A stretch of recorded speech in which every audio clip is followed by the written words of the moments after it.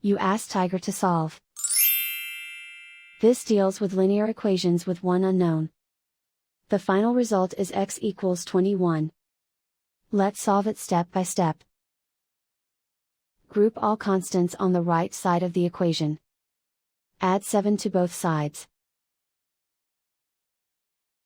Simplify the arithmetic.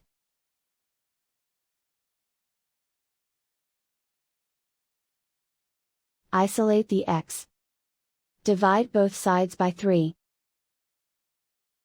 Simplify the fraction.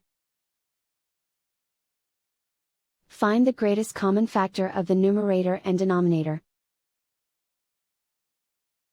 Factor out and cancel the greatest common factor.